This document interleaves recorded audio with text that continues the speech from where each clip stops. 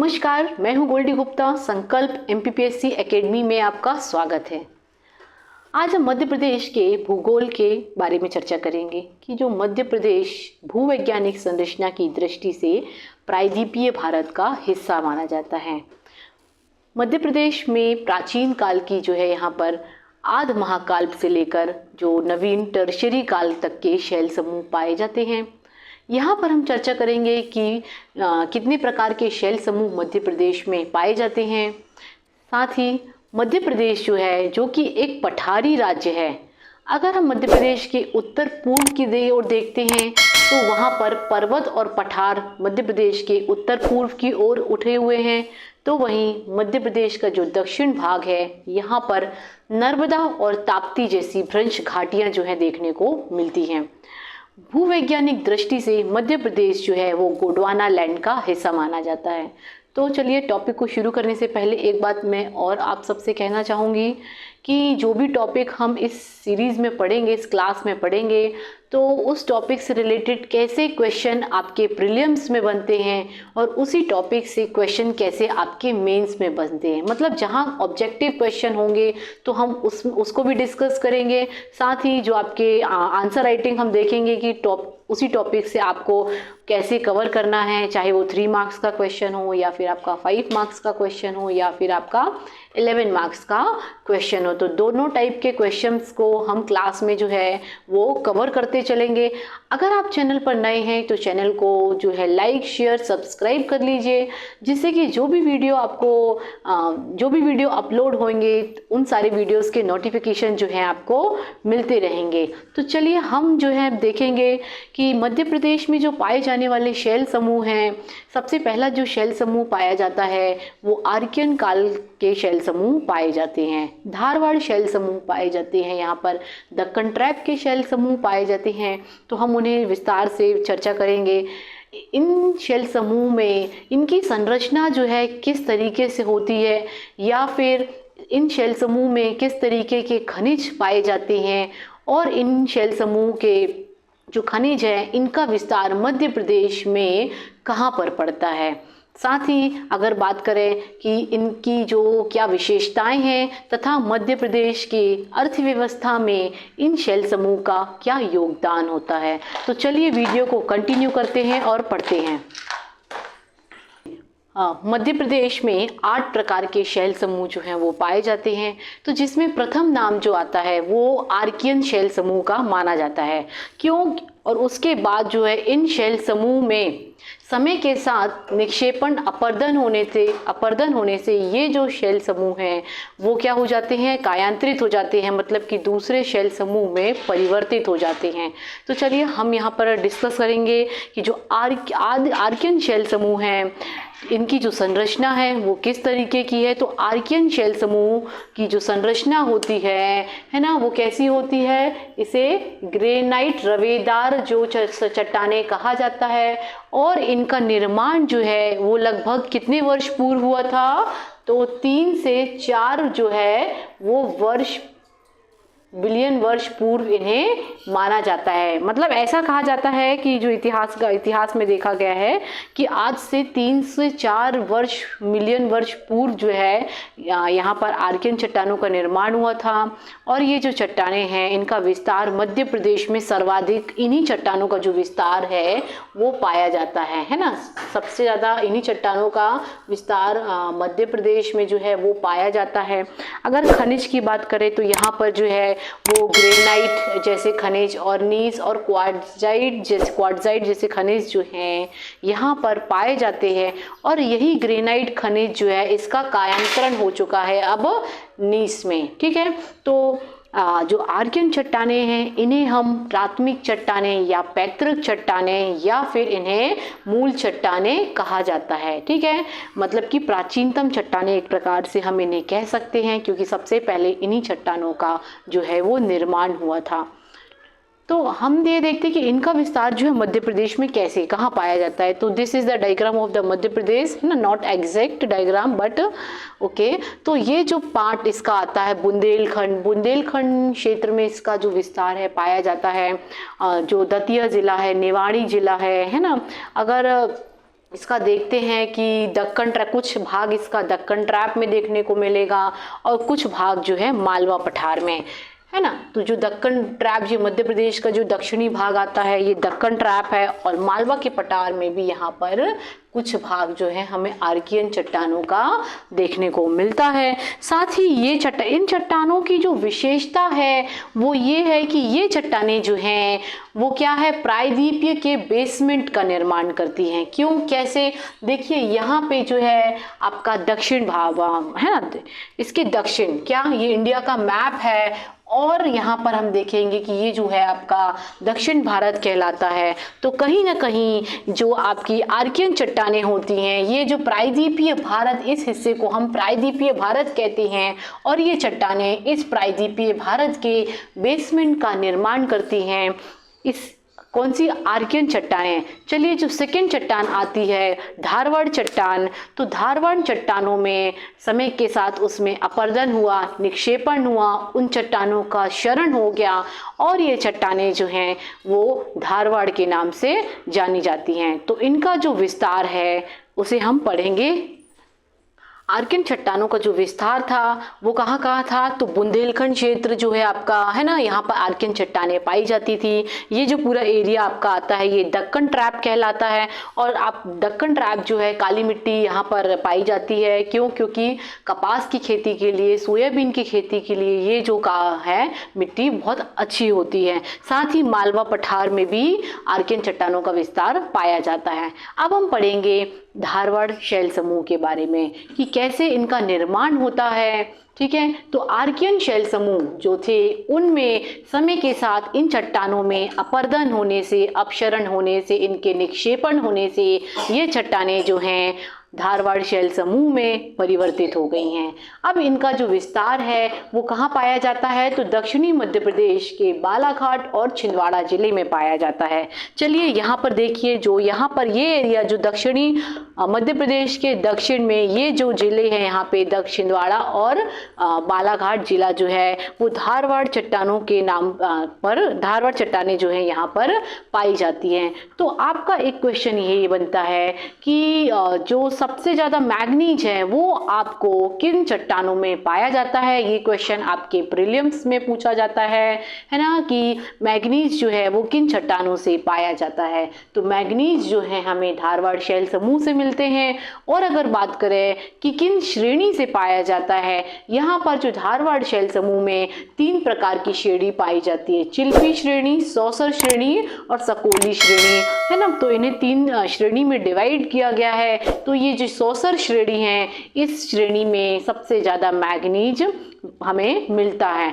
अगर हम देखें कि इनकी विशेषताएं क्या हैं, तो इसमें किसी भी प्रकार के फॉसिल फ्यूल्स जो हैं नहीं हुए हैं, क्योंकि इन चट्टानों में किसी भी प्रकार के खनिज नहीं पाए जाते। इन चट्टानों को खनिज रहित चट्टानें जो हैं कहा जाता है। और सर्वाधिक खनिज जो है संपन्न चट्टानें भी इन्हें ही कहा जाता है। किसे, धारवाड़ शैल समूह को सबसे ज़्यादा जो है सर्वाधिक खनिज संपन्न चट्टानें कहते हैं। ठीक है, इसके बाद हमने देखा कि इसकी संरचना जो थी वो 3 पार्ट्स में से 3 श्रेणी में डिवाइड किया था।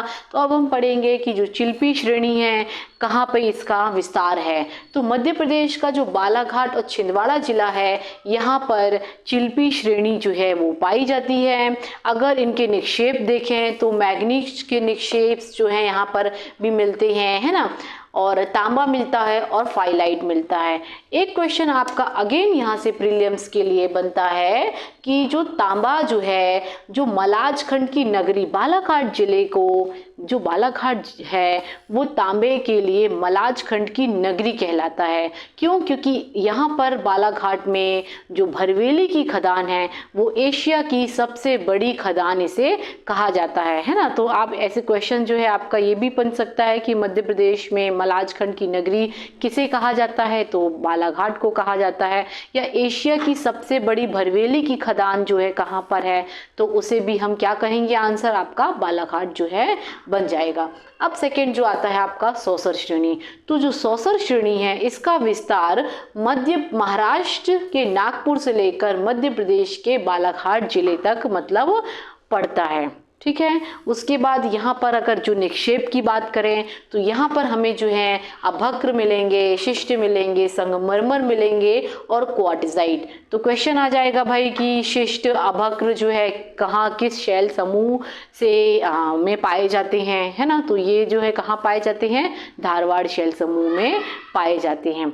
एक क्वेश्चन ये बनता है कि जो संगमरमर की नगरी किसे कहा जाता है, ऐसा भी आपका क्वेश्चन जो है बनता है। तो संगमरमर की जो सबसे ज़्यादा मध्य प्रदेश में जो सर्वोत्तम किस्म का जो संगमरमर हमें प्राप्त होता है वो जबलपुर से प्राप्त होता है, यानी कि संस्कारधानी जबलपुर से सर्वोत्तम किस्म का संगमरमर जो है वो प्राप्त होता है। तो सर्वोत्तम किस्म का संगमरमर हमें जबलपुर से प्राप्त होता है, जो कि हमें सौसर श्रेणी में देखने को मिलेगा। अगर हम देखें कि इनमें निक्षेप जो है कौन कौन से पाए जाते हैं, तो डोलोमाइट पाया जाता है, संगमरमर पाया जाता है, अभक्र पाया जाता है और शिष्ट पाया जाता है। तो ये था धारवाड़ शैल समूह, जिसमें हमने डिस्कस किया है कि आपके प्रीलिम्स में जो आपके ऑब्जेक्टिव बेस्ड क्वेश्चंस है ना, डिस्कस कर लिए। जैसे जैसे क्वेश्चन जैसे जैसे हम आगे बढ़ते चलेंगे तो उससे जो भी आपके क्वेश्चन, चाहे वो प्रीलिम्स के क्वेश्चन हो या फिर उससे जो मेंस के क्वेश्चन होंगे, हम सारे क्वेश्चंस को यहाँ पर कवर करेंगे। यहाँ पर जो है कुडप्पा शैल समूह के बारे में पढ़ेंगे कि कैसे आर्कियन और धारवाड़ शैल समूह जो है उनमें उनके अपर्दन और निक्षेपण से, समय के साथ उन चट्टानों में अपर्दन और निक्षेपण से यहाँ पर जो है कुडप्पा शैल समूह की चट्टानें जो है निर्मित होती हैं और इनका जो विस्तार है वो महाराष्ट्र के छत्तीसगढ़ मैदानों तक पाया जाता है ना। ये जो है आपका क्या है, इंडिया है, तो इधर गुजरात है, यहाँ पर जो है आपका क्या है, महाराष्ट्र, ठीक है। यहाँ पर जो है छत्तीसगढ़ के मैदान तक इसका विस्तार पाया जाता है। और यहाँ पर जो खनिज पाए जाते हैं, देखेंगे कि कौन कौन से खनिज पाए जाते हैं। तो इसकी जो संरचना है वो ग्वालियर उपक्रम और जो है बिजावर उपक्रम में देखने को मिलती है। तो ग्वालियर उपक्रम जो कि मध्य प्रदेश का उत्तर पूर्वी भाग कहलाता है ना, उत्तर यहाँ पर, तो ग्वालियर श्रेणी यहाँ पर पाई जाती है। ऑफकोर्स ये श्रेणी ग्वालियर के निकट जो है देखने को मिलती है। और वहीं जो बिजावर श्रेणी है, तो बिजावर श्रेणी हमें यहाँ पर देखने को मिलेगी। तो बिजावर श्रेणी, जो कि बिजावर श्रेणी में जो चूना पत्थर है और जो बलुआ पत्थर होता है ना, ये सब इनमें पाया जाता है। इनका विस्तार अगर देखें तो यहाँ पर पन्ना और छतरपुर जैसे जिले यहाँ पर जो है लग जाते हैं। अब पन्ना से एक क्वेश्चन यहाँ पर बनता है कि जो पन्ना है, पन्ना जिले में हीरे का उत्पादन होता है। देश का एकमात्र हीरा उत्पादन जिला जिसे कि पन्ना कहा है, पन्ना में पाया जाता है। तो आपका प्रीलिम्स का जो एक क्वेश्चन यहाँ से निकल कर आता है।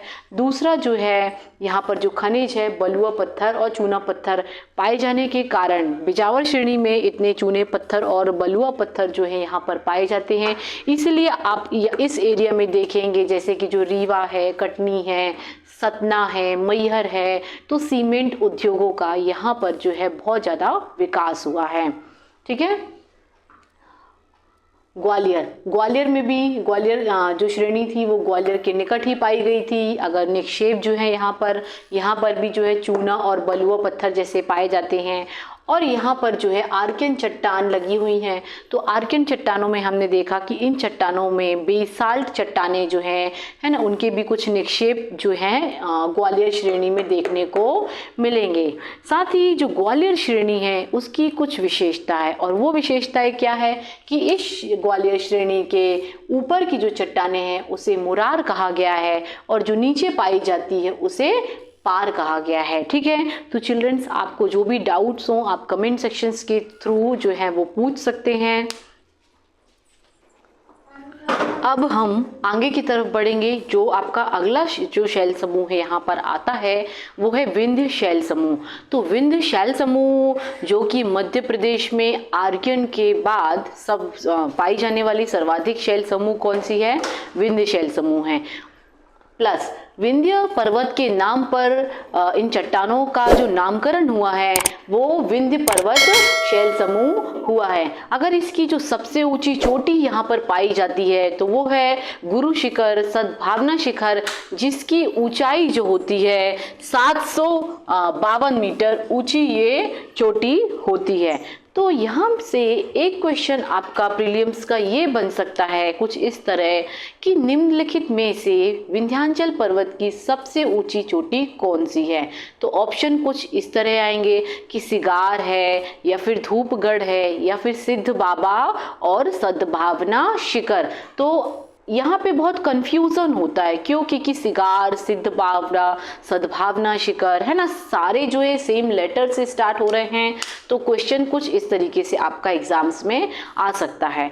अब इसके बाद जो विंध्याचल पर्वत श्रेणी है वो उत्तर के मैदान और दक्षिणी प्रायद्वीपीय के मध्य विभाजन का कार्य करती है। चलिए कुछ इस तरीके से देखेंगे। तो ये जो है आपकी विंध्य क्रम की चट्टानें हैं। यहाँ से आपका दक्षिण प्रायद्वीपीय जो है वो शुरू हो जाता है और इसके ऊपर जो है यहाँ पर जो है वो उत्तर के मैदान पाए जाते हैं, है ना। तो जो विंध्य क्रम की चट्टानें हैं वो एक विभाजक का कार्य करती है। किसके किसके बीच में? तो उत्तर के मैदान और दक्षिण प्रायद्वीपीय के मध्य ये जो विंध्य क्रम की चट्टानें हैं वो एक विभाजक का कार्य यहाँ पर कर रही है। उसके बाद यहाँ पर जो पाए जाने वाले जो खनिज होते हैं वो कौन कौन से होते हैं? बलुआ पत्थर होता है और चूना पत्थर यहाँ पर अधिक पाया जाता है। तो इसके कारण मतलब कि जो कच्चे माल की उपलब्धता के कारण जो है यहाँ पर सीमेंट उद्योगों का बहुत ज़्यादा विकास होता है। और अगर हम इसके विस्तार की बात करें तो जो विंध्य क्रम की चट्टानें हैं जो आपकी है ना, तो कुछ इसकी चट्टानें कहाँ पर पाई जाती हैं? जो यहाँ पर लिखा हुआ है मैंने, खनिज। इनमें जो पाए जाने वाले खनिज होते हैं चूना पत्थर और बलुआ पत्थर, इनकी प्रचुरता पाई जाती है। मतलब बहुत ज़्यादा पाए जाते हैं इस क्षेत्र में, इसमें विंध्य क्रम की चट्टानों में। तो कच्चे माल की उपलब्धता के कारण यहाँ पर जो है सीमेंट उद्योगों का बहुत ज़्यादा विकास हो रहा है। एंड इन चट्टानों की जो विशेषता है वो कैसी है? एक प्रकार से इन्हें जलज चट्टानें भी कहा जाता है क्योंकि आर्कियन चट्टानों के बाद यह मध्य प्रदेश में पाई जाने वाली दूसरी सर्वाधिक चट्टानें होती हैं। अब विंध्य क्रम की जो चट्टानें होती हैं उसके ये जो है वो 2 उपक्रम होते हैं। तो पहला उपक्रम जो होता है सेमरी उपक्रम, जिसे कि निचला विंध्य उप चट्टानें जिसे कहा जाता है, और यह जो है वो पूर्वी मध्य प्रदेश की सोन घाटी में मौजूद होता है। सोन घाटी मतलब हमें यहाँ पता चला कि सोन नदी जो कि मैकाल पर्वत श्रेणी है ना, जो कि यहाँ पर पाई जाती है। यहाँ अमरकंटक के पास अनूपपुर जिले में मैकाल पर्वत श्रेणी है। सोन नदी गंगा नदी की दक्षिणी सहायक नदियों में से एक है। तो यहाँ पर जो है सोन घाटी विंध्य पर्वत के पूर्वी भाग मतलब इस साइड जो है सोन घाटी में यहाँ पर जो है मौजूद है, और चूना पत्थर भी यहाँ पर जो है बहुतायत में पाया जाता है। अब इसके बाद जो दूसरा जो उपक्रम है इसका कैम्बोर भांडेर रीवा उपक्रम, जिसे कि ऊपरी विंध्य क्रम की चट्टानें इसे कहा जाता है। और अगर इसके हम विस्तार की बात करते हैं तो इसका विस्तार जो है सागर, सतना, दमोह जो है इसके पठारी भाग जो हैं इन पर्वत श्रेणियों से ढके हुए हैं। क्योंकि आप जो देखेंगे कटनी है, सतना है, रीवा है, मैहर है ना, तो यहाँ पर ही सीमेंट उद्योगों का विकास क्यों हुआ है? क्योंकि यहाँ पर विंध्य क्रम की जो है चट्टानें पाई जाती हैं और इन चट्टानों में जो पाया जाने वाला खनिज होता है वो चूना पत्थर है, बलुआ पत्थर है। मतलब यहाँ पर कच्चे माल की उपलब्धता, कच्चे माल जो है पर्याप्त मात्रा में उपलब्ध है, जिसके कारण सीमेंट उद्योगों का यहाँ पर बहुत ज़्यादा विकास देखने को मिलता है। उसके बाद यहाँ पर जो है एक great boundary fall great boundary fall जो है अरावली, आपकी राजस्थान जो है यहाँ पर अरावली पर्वत श्रेणियाँ पाई जाती हैं, है ना। और विंध्यक्रम, यहाँ पर जो है हमारी विंध्यक्रम की चट्टानें हैं। तो यहाँ पर एक ग्रेट बाउंड्री फॉल्ट है, जो कि ये फॉल्ट जो है 800 मीटर लंबा भ्रंश है। किसके किसके मध्य है? तो ये अरावली पर्वत श्रेणी और विंध्य चट्टानों के मध्य जो है एक 800 मीटर लंबा भ्रंश, जिसे कि हम ग्रेट बाउंड्री फॉल्ट के नाम से कहते हैं। चलिए अब हम आगे बढ़ेंगे। अब हम गोंडवाना शैल समूह के बारे में पढ़ेंगे कि इनका निर्माण कैसे होता है। ओके, इनके जो कहाँ कहाँ इनका विस्तार मध्य प्रदेश में पाया जाता है, कहाँ कहाँ इसका विस्तार जो है हमें वर्ल्ड्स में देखने को मिलता है। तो ऐसा माना जाता है कि जो कार्बोनिफेरस जो काल रहा होगा, उस समय पृथ्वी के अंदर कुछ आंतरिक हलचलें होती हैं, और जब पृथ्वी के अंदर हलचल होती हैं तो उसमें जो भी फॉसिल्स फ्यूल्स थे, जो भी जीवाश्म थे, वो सब दब गए। तो उससे यहाँ पर गोंडवाना लैंड जो है उसका निर्माण होता है, या फिर हम कहें कि आर्य समूह की जो चट्टानें हैं उन्हें ही हम गोंडवाना लैंड कहेंगे।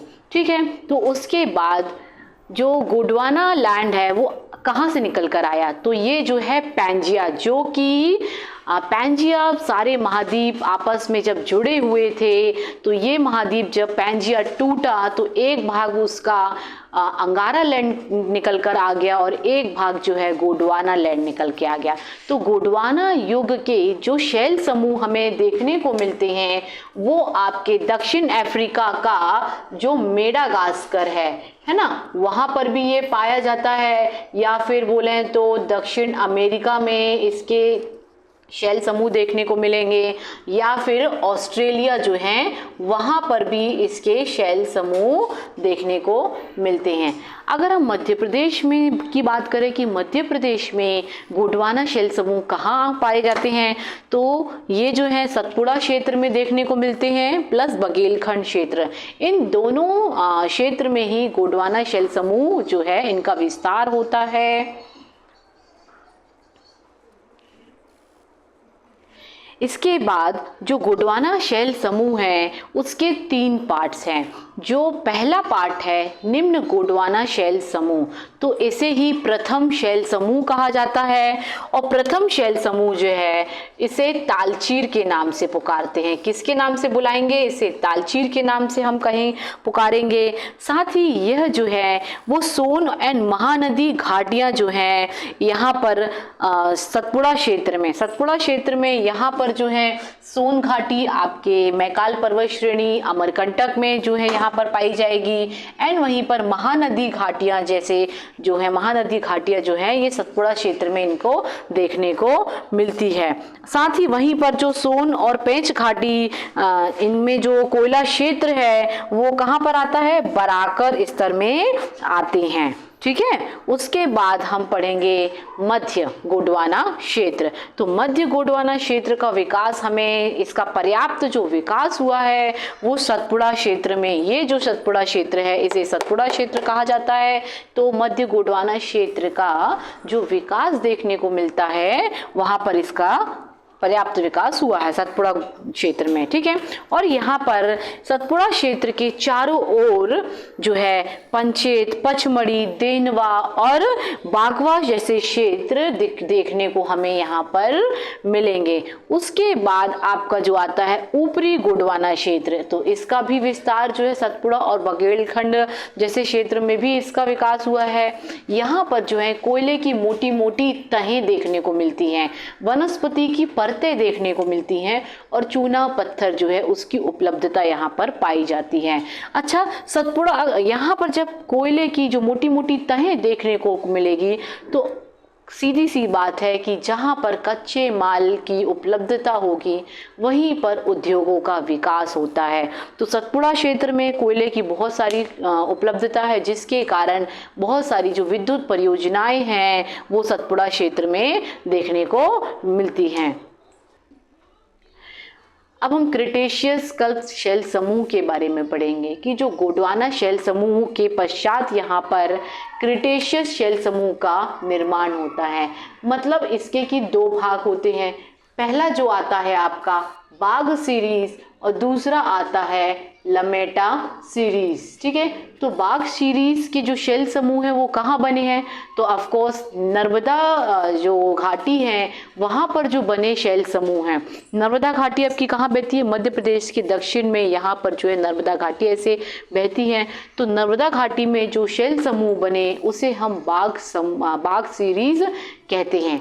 उसके बाद यहाँ पर जो है इनका निर्माण कैसे हुआ, तो ऑफ कोर्स वहाँ पर नर्मदा घाटी में नदियाँ बह रही हैं, उसकी सहायक नदियाँ जो हैं बह रही हैं, और जब नदियाँ बहती हैं तो वो अपने साथ मिट्टी को बहाकर ले आती हैं। तो मतलब यहाँ पर नदियों के निक्षेपण से या नदियों ने अपने साथ बहुत सारी मिट्टी को बहा कर लाया, जिसके कारण यहाँ पर जो है बाघ सीरीज का निर्माण होता है। अब आता है आपका लमेटा सीरीज। तो लमेटा सीरीज ऐसा है कि इसके अलावा मतलब बाघ सीरीज के बाद तुरंत बाद यहाँ पर लमेटा सीरीज का निर्माण होता है, या हम यूं कहें कि अपेक्षाकृत नए बाघ सीरीज के बाद। ओके, तो इसका निर्माण जो है कैसे हुआ, बाघ सीरीज के तुरंत बाद यहाँ पर लमेटा सीरीज बनती है, और ये जो है कैसे होना चाहिए, अपेक्षाकृत नए होना चाहिए। मतलब इनमें जो पाए जाने वाले, और साथ ही ये मध्य प्रदेश के अन्य क्षेत्रों में भी इनके निक्षेपण दिखाई देते हैं, बिखरे हुए निक्षेपण जो हैं दिखाई देते हैं, जिनमें कि क्ले होता है मिश्रित, यहाँ पर जो है सिलिका चूना आपको देखने को मिलेगा, बालू के पत्थर मिलेंगे। ठीक है, तो ये हो गया आपका क्रिटेशियस कल्प कंप्लीट। हम बात करेंगे दक्कन ट्रैप कि दक्कन ट्रैप जो है इसका निर्माण कैसे होता है, किस काल, कौन सा काल रहा होगा, है ना। तो क्रिटेशियस काल जो है उस काल में दक्कन ट्रैप का निर्माण होता है। एंड यहाँ पर किस तरीके से होता है, आप सबसे पहले यहाँ पर ट्रैप का मीनिंग समझिए। ट्रैप का जो अर्थ होता है यानी कि चारों ओर से घिरा हुआ एक ऐसा नीचे धंसा हुआ क्षेत्र। देख रहे हैं ये जो आपका दक्कन ट्रैप कहलाता है ना, और ये ट्रैप जो है चारों ओर से घिरा हुआ है एक ऐसा निचला धंसा क्षेत्र। मतलब ये इसके ऊपर एशिया है, तो एशिया का ये साउथ पार्ट, एशिया का ये साउथ पार्ट है जो कि सबसे नीचे धंसा हुआ एक क्षेत्र है और चारों ओर से ये घिरा हुआ है। तो दक्कन ट्रैप जो है इसके 3 पार्ट्स होते हैं। निचला ट्रैप होता है, सेकेंड आपका मिडिल ट्रैप होता है, थर्ड जो होता है अपर ट्रैप होता है। इन ट्रैप को हम बाद में डिस्कस करेंगे। अब बात करते हैं कि ये यहाँ पर जो कैसे इनका निर्माण हुआ। तो ज्वालामुखी जब निकला, ज्वालामुखी से बहुत सारा लावा निकला। लावा के निकलने से समय के साथ हवा और पानी से वो लावा जो है फैलकर ठंडा हो गया, और ठंडा होने के बाद वहाँ पर जो है दक्कन ट्रैप का निर्माण होता है।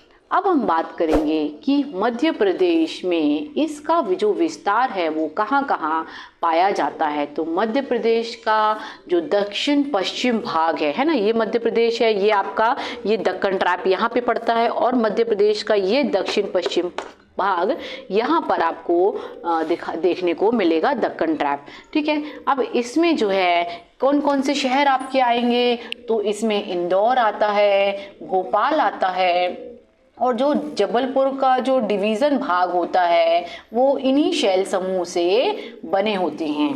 ठीक है, ओके। उसके बाद हम इंदौर चट्टान में जो हमने पढ़ा कि इसके 3 भाग होते हैं। ये आपका निचला ट्रैप है, ये मध्यवर्ती ट्रैप है, और ये जो है अपर ट्रैप है। तो इस निचले ट्रैप में हमें यहाँ पर जो है नर्मदा घाटी जैसे क्षेत्र निचले ट्रैप में हमें देखने को मिलेंगे, और जो मध्यवर्ती ट्रैप है वो आपका मालवा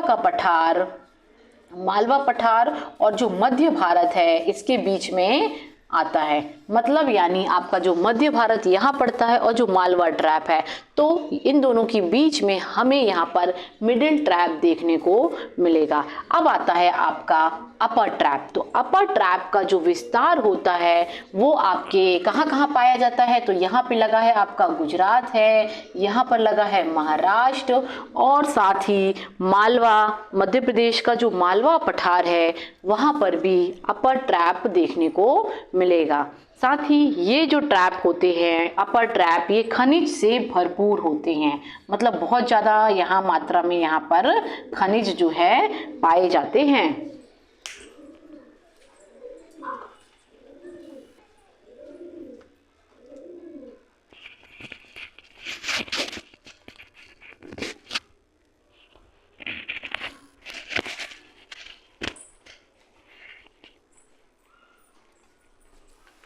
चलिए अब हम दक्कन का टर्शरी शैल समूह चलिए अब टर्शरी शैल समूह के बारे में पढ़ेंगे कि जो टर्शरी शैल समूह है क्या होता है। तो इसी समय भारत की भूगोल की संरचना चलिए अब हम टर्शरी शैल समूह के बारे में यहाँ पर पढ़ेंगे कि इसी समय जो है भारत की भौतिक संरचना के इतिहास में टर्शरी शैल समूह में दो बहुत महत्वपूर्ण घटनाएं होती हैं।